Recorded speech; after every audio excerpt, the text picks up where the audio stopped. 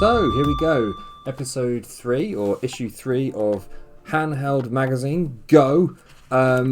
So let's have a look inside it. So actually let's have a quick look at the front cover there. There's the Ultimate Warrior holding a Game Boy aloft with the WWF game on the Game Boy. I have this game, it is absolutely brilliant, I love it. It's amazing how good it looks on a Game Boy. They somehow managed to get all the characters to look like the actual wrestlers, which is just amazing. But if we have a quick look around here, as you can see, we've got inside scoops on Gauntlet 2, Marble Madness, Lynx Golf and more, and Sonic Game Gear exclusive, which is, really cool to think that, people reading this magazine for the first time will be blown away by the idea that Sonic the Hedgehog is coming to a handheld. So yeah, let's have a quick look and see what we got here. We got Hulk Hogan looking really angry as usual. We've got our typical Special Reserve catalogue there with the Game Gear up the top there for $99.99, Game Boy $69.99, Lynx 2 for $84.99, and Lynx 1 for $99.99. But I think you get a little bit more with the Lynx 1. So yeah, let's have a quick look at what we got going on here. We got Sonic, we've got Indiana Jones, we've got Marble Madness, we've got WWF Superstars on the Game Boy, which is going to be our cover story there. Gauntlet 2, Donald Duck and Awesome Golf. So Gauntlet 2 there on the Game Boy, Donald Duck on the Game Gear, and Awesome Golf on the Lynx. So a nice little spread of different games here. And what's this? I guess this is Awesome Golf on the Lynx. So pretty cool.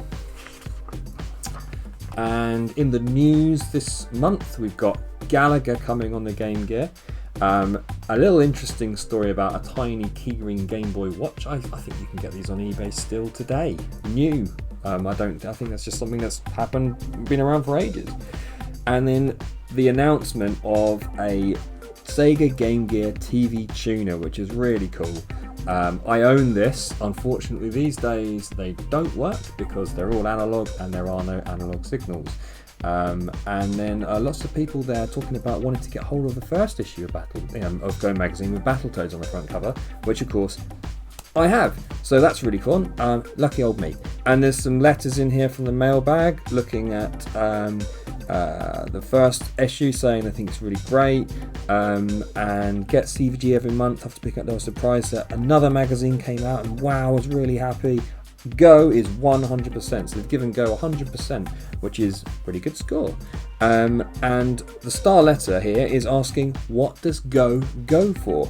As in, something fab has happened. I opened up CVG and out fell Go. I couldn't believe how brilliant this free mag is when other magazines seem to give away crap supplements which nobody's interested in. I'm getting a handheld for Christmas, so Go is just what I need to help me choose which one to get. Trouble is, I still don't know. So come on, you cool Co gang, tell us once and for all which one to buy. And they've basically said, not gonna tell you. So, I think that's fair. The systems they cover here are all good, and in retrospect, I think probably the Nintendo Game Boy probably was the one to get because it's the one that outlasted them all and had the biggest library of games. But at the time, we really didn't know which was going to be king, and they all just were so exciting. And I love them all really. So here we go, exclusive look at Sonic on the Game Gear with a review and giving it 93%, which actually I think is pretty fair. On the Game Gear, it is quite amazing how cool this game is.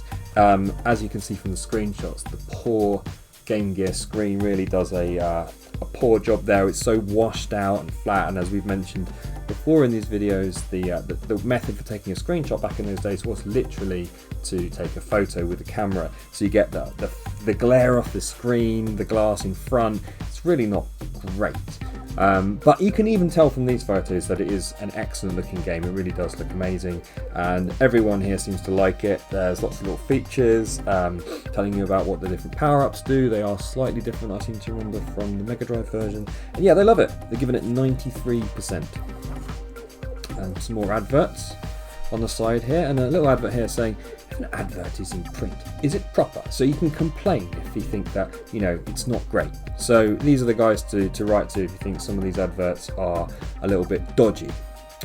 And over here we've got another Game Gear review, Indiana Jones and the Last Crusade. Now I recently picked this up for the Game Gear and it's really good. I really like it. You know, and I think, yeah, maybe 84%, that's probably about right. I mean, I wouldn't maybe give it that much, but the graphics are really cool, actually. You know, for a Game Gear as well. You can see here some really nice detail and shading. And yeah, it's a really fun game. It's not 100%. I'd say 84 is a little generous, but you know, I wouldn't necessarily argue. It's always going to be a matter of taste, isn't it? So here we go, another full page ad there for console games or you know, handheld games, Chicana consoles. And on the right here we've got a review for possibly one of my favourite games on the Game Boy, Marble Madness. Now when I was little, we used to do a thing, me and my friends, where it was our birthday, we would all club together and just buy one present between us for each of us, and you know, so we could all get a video game. Basically, it was really cool. Everyone chipped in a £5 and you got a game. Pretty good idea, I think. And one year it was my turn and I got Marble Madness, and yeah, I love this game. It's really hard and the music is kind of weird and it just takes me straight back. And again, the screenshots it's very difficult to tell what's going on in some of these screenshots. But, you know, it's a really great game. They've given it 88%, and I totally agree. I think it's a fantastic game. And if you don't own this and you own a Game Boy, really do look into picking up a copy. Now, the cover story, WWF on the Game Boy, they've given it a 90, and it is a great game. It really is. I mean, I know, again, the screenshots are pretty awful, but you can tell exactly who everyone here is.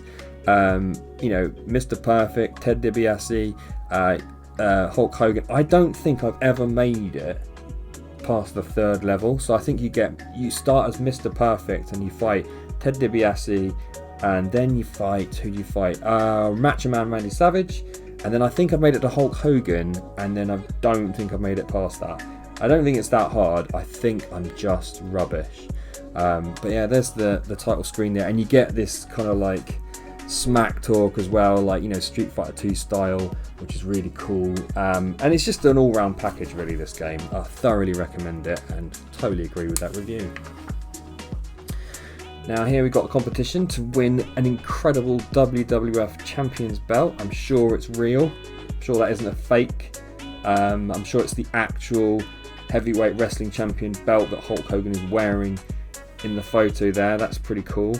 And then over here we've got some adverts. Oh, there we go. What to do if your adverts with.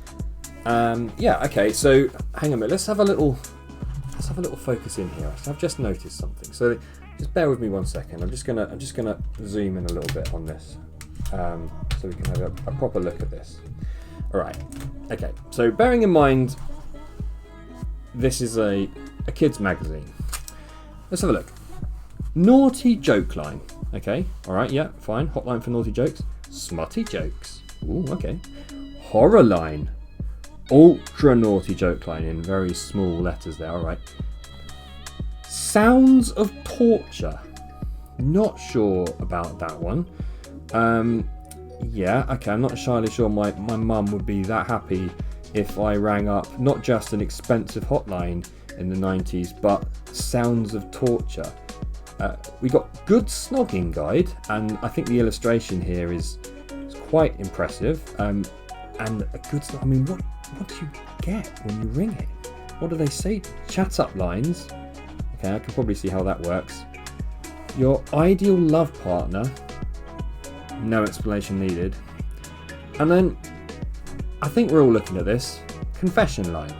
Now, confession line, alright, but the picture here, naked lady hugging a pig. So, who do I ring? Maybe the ASA? I don't know. I did not notice this. Or maybe I did when I was little and I just didn't think anything of it. Can you imagine putting that in a kids magazine these days? That would make the Daily Mail headlines, and no mistake. Alright, okay. I think we better move on from that. Okay. Gauntlet. Fantastic. Gauntlet on the Game Boy. I mean, these screenshots couldn't be worse. They are absolutely awful. You can't really see what's going on. You get a vague idea. But reading the reviews, reading the the comments here, it does seem like this is actually a pretty cool game. I love Gauntlet.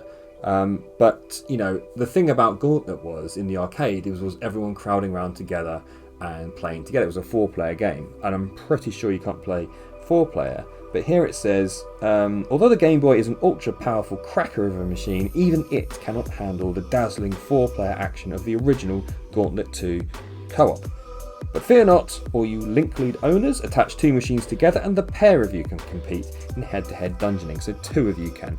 It actually doesn't say Gauntlet 2, as far as I can tell, but I think this is Gauntlet 2. 89, that's pretty high. I mean, all the scores seem to be high this month. I think they're just so happy that they've made games for Game Boys and handhelds, really. But yeah, pretty cool. Now, I like this game. I don't own it on the Game Gear. I have this on the Master System, but I imagine it's probably the exact same game. Donald Duck Lucky Dime Caper. And now that is a photo from Quackshot. That is not from Lucky Dime Caper. But this is actually a really cool game. And if you look there, I mean, you can see maybe from here that the graphics are pretty cool. That is a pretty good depiction of Donald Duck. Let me see if I can get that close up there. That's not bad. The music on this game, actually, I remember, is really good. And yeah, it's had some pretty good reviews. Pretty nice comments about it. So yeah, totally recommended. I mean, you can see, yeah, the graphics are not bad. Not bad. Let's just flatten this out a bit. Now here we have a little bit of a lowdown. So we've had this in the past, like a little bit of a feature or a focus on different handhelds, and this month seems to be the turn, finally, of the Game Boy. You can see some pretty awful screenshots it's got there, but it's also rather expertly shown us some of these really cool accessories you could get back in the day. Now I have this, the Light Boy. I have this. I had another one as well, which was grey, and it had a little sort of arm. It wasn't a worm like you got on the GBA. It was for the Game Boy. It's more of an arm, and it was really cool. It sort of clicked back and it had a little bulb. But the problem was it had this tiny little bulb, and it was before LEDs, and it blew, and that was it. I couldn't play with it anymore. I never got a replacement bulb. That was the end of that. So that was a bit of a shame. But yeah, you've got magnifying glass and light there. That's the Sunsoft version, which is just called the Wide Boy. So I don't think that has a light in it. It just magnifies the screen. That does. And yeah, you can see talking a little bit about the power inside it, what you can do, where it came from. So yeah, it's nice. A little bit there on what the resolution are and everything else. So yeah, and they mention here hundreds of game packs on the market, ranging from simple puzzles like Tetris to complex shoot 'em ups like R-Type and Nemesis. I own all of those, and I can guarantee you they are a good evening in. So yeah.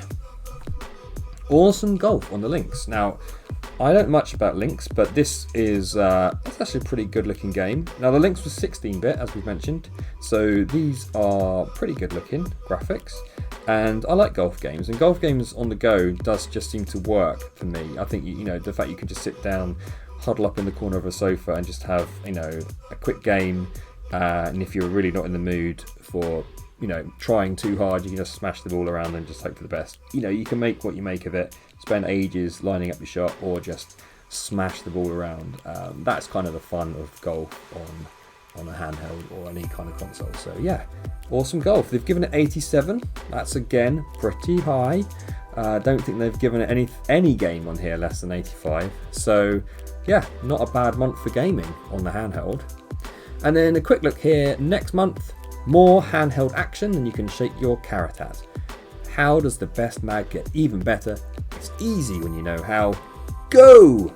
Handheld video games. So there you are. And then on the back cover, our old friend, the Ocean lineup for the Game Boy, Robocop out now, and Navy SEALs out December. And when does this magazine? When did it come out? January. So this is obviously come out in December for January. So that's it this week. Let's have a look at issue 4 next, which will be February 1992. Take care, everyone, and I'll see you next time on Kester's Forest.